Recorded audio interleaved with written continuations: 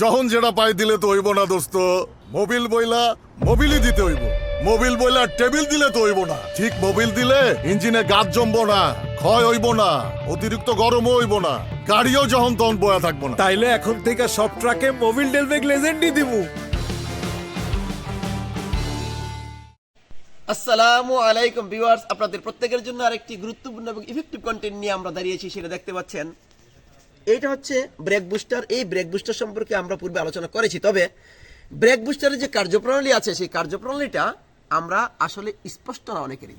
সেই জন্য আমি একটু বলতেছি, দেখেন এই ব্রেক বুস্টার হলো ব্রেক মাস্টার সিলিন্ডার। এখন এই ব্রেক বুস্টার যখন ব্রেকে চাপ প্রয়োগ করবে তখন আমাদের চাপের পরিমাণ কম হতে পারে, যেই অর্থাৎ ব্রেক করতে যতটুকু পরিমাণ চাপের প্রয়োজন হয় তার চেয়ে একটু কম হতে পারে। সেজন্য এই ব্রেক বুস্টারটা ব্রেক অ্যাসিস্ট হিসাবে কাজ করে, অর্থাৎ সাহায্যকারী ব্রেক হিসাবে কাজ করে, বিএ বলে আর কি, ব্রেক অ্যাসিস্ট হিসাবে কাজ করে। এখন প্রশ্ন হচ্ছে, এইটার ভিতরে একটা ডায়াফ্রাম থাকে।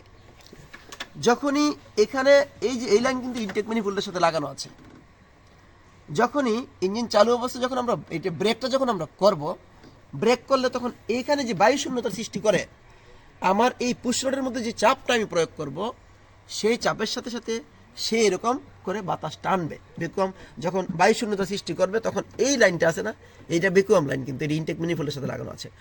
যখন টান দিবে তখন আমি যতটুকু পরিমাণে শক্তি দিয়ে ব্রেক করি তার চেয়ে আরও বহুগুণ শক্তি বেড়ে যায়, অর্থাৎ ডায়াফ্রামকে টেনে টাইনা ভিতর থেকে অর্থাৎ বাইরের থেকে, অর্থাৎ ব্রেক বুস্টারের থেকে যে বাইরের যে বাতাস আছে সেই বাইরের বাতাসের মাধ্যমে টান দিয়ে আরও শক্তিটা বৃদ্ধি করে ব্রেকটাকে করা হয়ে থাকে। এগুলো মূল কাজ। তবে খেয়াল করেন, এখানে কিন্তু এই ব্রেক বুস্টারের সাথে যে লাইন লাগানো আছে দেখতে পাচ্ছেন, এটা কিন্তু এবিএস সিস্টেম আছে।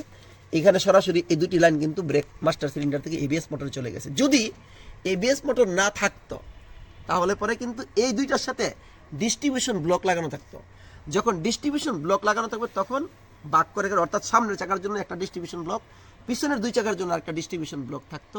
এই ডিস্ট্রিবিউশন ব্লকের মাধ্যমে তখন ব্রেক অয়েলটাকে বাক করে দেওয়া হতো এবং প্রেসারটাকে বাক করে দিয়ে ব্রেক কার্য সম্পূর্ণ করতো। মোটামুটি এইটুকু যদি আমরা দেখি তাহলে এই ব্রেক বুস্টারের কাজ সম্পর্কে আমরা একটু ভালোভাবে স্পষ্ট বুঝতে পারবো। ধন্যবাদ সবাইকে।